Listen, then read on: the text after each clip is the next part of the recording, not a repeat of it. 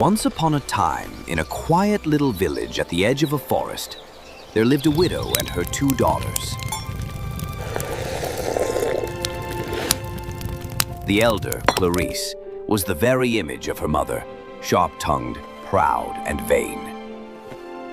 The younger, Marianne, was gentle, patient, and kind-hearted, just like her late father. Their cottage was humble, with ivy creeping up the stone walls and a small garden of herbs and wildflowers that Marianne tended daily. Though poor in possessions, it was often rich in the scent of rosemary and thyme. And when the sun set over the hills, the whole place glowed gold. But despite the simple beauty of their life, the house was full of discord. The widow loved her elder daughter dearly, too dearly, and could see no fault in her. Clarice was indulged in every way, praised for every word, excused for every cruelty. She dressed in ribbons and lace, even when there was barely enough bread on the table. Marianne, by contrast, wore plain dresses, mended at the hem and sleeves. She did all the work, fetching water from the distant well, washing clothes, cooking, cleaning, and tending the fire in winter. Her mother's voice was sharp whenever she spoke to her. Stop daydreaming, Marianne. You will never be anything but a servant if you keep your head in the clouds. But Marianne did not answer back. She had learned long ago that kindness was the only armor she could afford.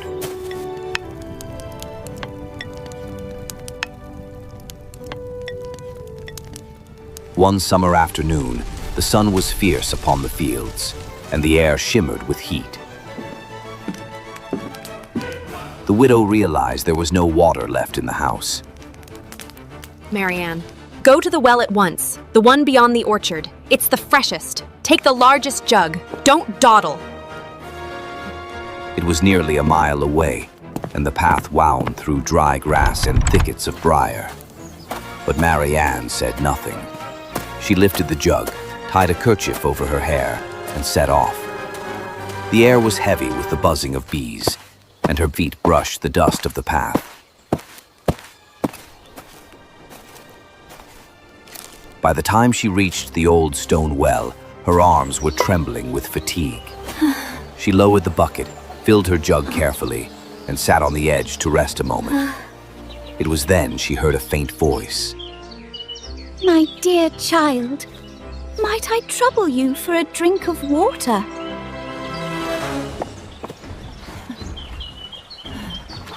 Of course, ma'am. You must be very much parched in this heat. Marianne set down her jug at once.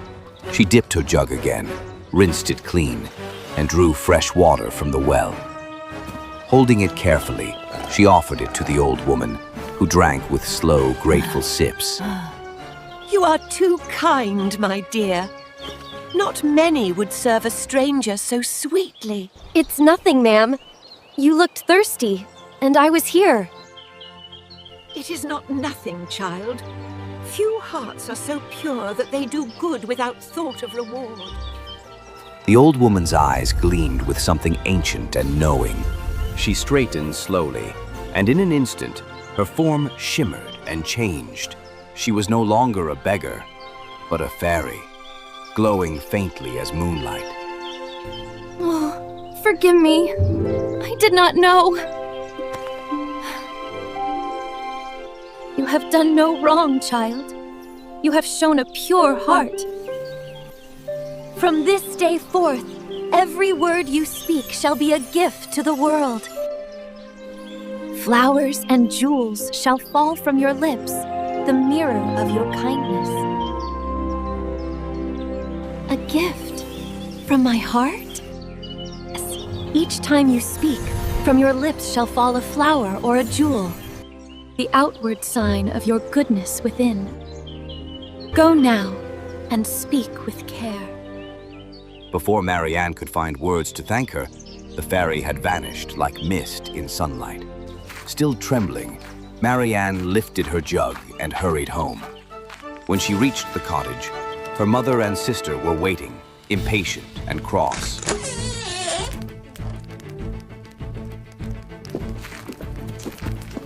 At last! Did you fall asleep at the well? Give me that water! Oh, sorry, Mother.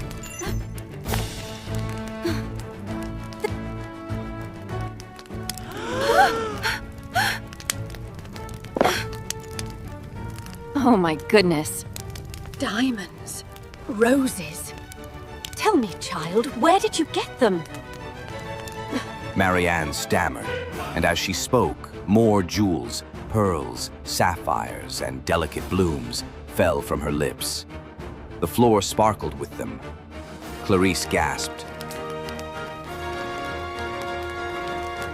Mother, she's bewitched. Bewitched? Nonsense. This is fortune smiling upon us. Marianne told the story as best she could, and with every gentle word, more gems tumbled down. Her mother gathered them greedily in her apron, her mind racing with the riches they promised. When Marianne finished, her mother gripped Clarice's arm. You must go to that well at once. Do exactly as your sister did, and we shall be twice as rich. Clarice was not pleased by this idea. The thought of walking a mile in the sun and fetching water like a servant made her wrinkle her nose. But when she saw the pile of diamonds glittering on the table, she changed her mind. Very well, if it will make you happy. Be polite. Speak kindly to any old woman you meet. Clarice muttered to herself the whole way. The dust clung to her shoes, and the heat made her flush with irritation. When she reached the well, she bent to fill her jug. But before she could lift it, a figure appeared beside her. It was again the fairy, though this time she looked not like a beggar, but like a beautiful princess. Clarice stared at her, unimpressed. Good day, madame. Might I kindly have a sip of water? I have not come here to serve strangers. If you're thirsty, draw your own water. You would deny water to one who thirsts? I would deny it to anyone who thinks me a servant. I came here for my own business, not yours. Then you shall be rewarded according to your heart. Clarice blinked, startled, but shrugged. What nonsense! She muttered and began the long walk home.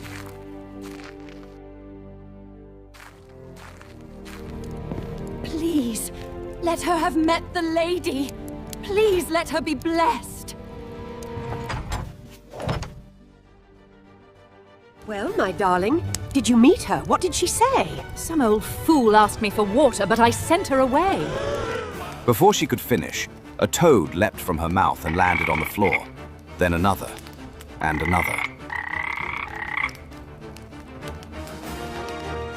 The next word brought a snake, coiling and hissing.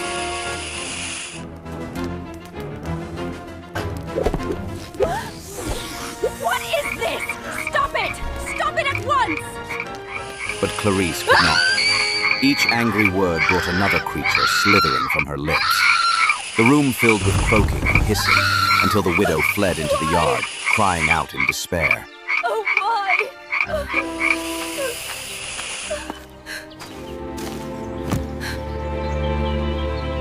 This is your doing. You've cursed your sister. No, Mother, Get out! You have brought ruin on your sister and on me. Get out! Get out now! The sun had just begun to set when Marianne left the house. She walked toward the forest, her eyes wet with tears.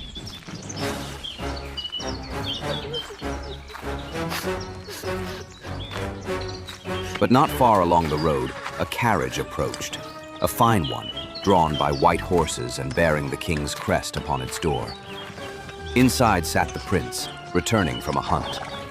When he saw the girl walking alone, he ordered the driver to stop.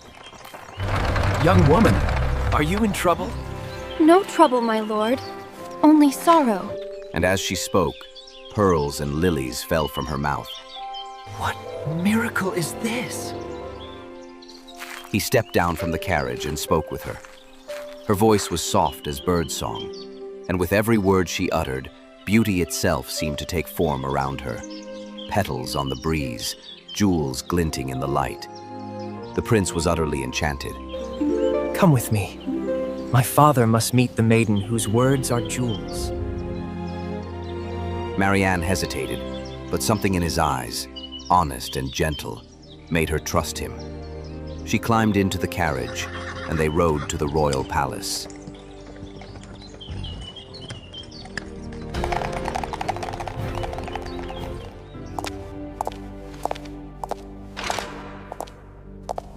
The king and queen received her in the grand hall, and when she curtsied and greeted them, diamonds rolled across the marble floor.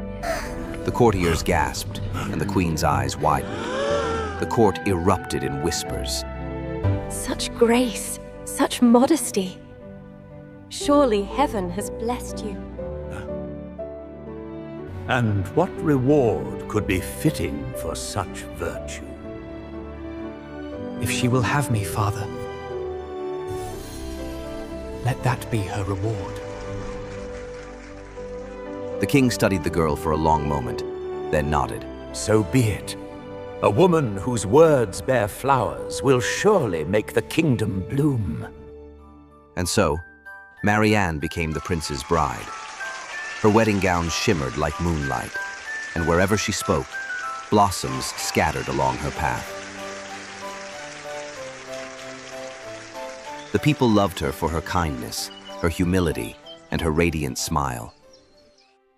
Back in the village, things grew bleak. The widow, in her bitterness, found no comfort in her riches. The jewels she had gathered seemed dull and worthless now that her kind daughter was gone. What good are riches when joy itself has fled? As for Clarice, no one dared speak to her. The creatures that leapt from her mouth drove people away in fear and disgust. Even her mother, at last, could not bear it. You've brought shame and misery on us both. Leave this house and never return. Mother, please. Why? Why must I suffer so? Clarice fled into the woods, weeping and cursing. But every curse brought more toads and snakes. She wandered, friendless and unloved, until at last she vanished from the world. Some say she still haunts the forest paths, her words croaking from the mouths of frogs by the well. As for the widow, her greed turned to madness.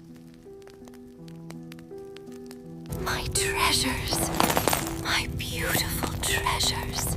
She lived alone, surrounded by the fading remnants of her stolen jewels, until one cold winter night, she was found dead beside the hearth. Years passed. Under the gentle reign of the prince and his fairy-born bride, the kingdom flourished. The poor were fed, the fields were tended, and the air of kindness seemed to ripple from the palace outward. Whenever the queen spoke, her words brought light and joy, as if the magic of her gift had spread beyond jewels and flowers to touch the hearts of all who heard her. You've changed this land, my love. Not I alone. Kindness spreads like sunlight. It warms every heart it touches. Her children grew up in the same spirit, humble, generous, and wise.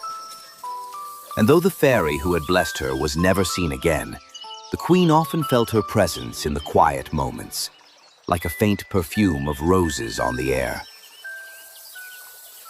True grace and kindness cost nothing, yet they make the world rich.